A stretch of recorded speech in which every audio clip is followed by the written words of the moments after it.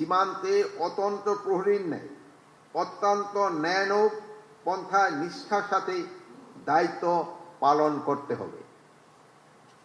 সীমান্ত দিয়ে কোনো মাদক প্রবেশ করবে না। স্পর্শকাতর এলাকাগুলোতে অতিরিক্ত সতর্কতা আনয়ন করতে হবে। সীমান্ত দিয়েও অবৈধ পথে বিজিবির চক্ষু ফাঁকি দিয়ে দেশি কোনো পণ্য বিদেশে পাচার হবে না। যে সকল কর্মকর্তা কর্মচারী চোরাকারবারি ও মাদক পাচারদের সহায়তা করে কিংবা সাহায্য করে তাদের বিরুদ্ধে কঠোর আইনানুগ ব্যবস্থা গ্রহণ করতে হবে। এই ক্ষেত্রে কাউকে কোনো ধরনের ছাড় দেওয়া যাবে না। অধীনস্থ কমান্ড এবং ট্রুপদের কল্যাণে সর্বদা খেয়াল রাখা এবং সজাগ ও সতর্ক থাকতে হবে। একটা জিনিস সবসময় খেয়াল রাখবেন, ডিসিপ্লিন, ট্রেনিং অ্যান্ড ওয়েলফেয়ার তিনটা কিন্তু সাইড বাই সাইড চলতে হবে। ট্রেনিং এর ক্ষেত্রে কোনো ধরনের যেমন কম্প্রোমাইজ করা যাবে না, ডিসিপ্লিনের ক্ষেত্রে সেই ধরনের কোনো ধরনের কম্প্রোমাইজ করা যাবে না, এবং আন্ডার কমান্ডের ওয়েলফেয়ারের দিকে সবসময় খেয়াল রাখতে হবে। শুধু নিজের ওয়েলফেয়ারের দিকে খেয়াল রাখবেন না, আন্ডার কমান্ডের ওয়েলফেয়ারের দিকেও খেয়াল রাখতে হবে। তাদের সমস্যাগুলি সবসময় শুনতে হবে এবং তাদের সমস্যাগুলি যত তাড়াতাড়ি সম্ভব সমাধান করার জন্য চেষ্টা করতে হবে। প্রতিবেশী দেশগুলোর সাথে সীমান্ত সমস্যার সমাধানে অত্যন্ত কৌশলী এবং যোগ্যতার পরিচয় দিতে হবে। দেশের স্বার্থ শতভাগ রক্ষা করতে হবে।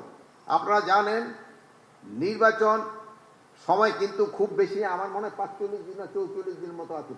এই নির্বাচন যেন সুস্থ, শান্তিপূর্ণ এবং ফেয়ার এবং উৎসবমুখর হয়, সেই জন্য আপনাদের যত ধরনের প্রস্তুতি নিতে হবে, আপনার প্রশিক্ষণ নিতে হবে এবং এই নির্বাচনটা উৎসবমুখর করার আপনাদের কিন্তু একটা বড় দায়িত্ব, এবং এটা আপনারা ভালোভাবে পালন করবেন এ আমি বিশ্বাস করি, এবং আপনারা এই জাতিকে একটা গ্রহণযোগ্য নির্বাচন উপহার দিবেন এ আমার আশা। সীমান্তে ব্যবহারকারী চোরাকারবারির দিকে আইনের আওতায় আনতে হবে। সীমান্তে প্রয়োজনে আইন শৃঙ্খলা বাহিনী, জেলা প্রশাসনের সাথে নিবিড় যোগাযোগ রক্ষা করে প্রয়োজনীয় ব্যবস্থা গ্রহণ করতে হবে।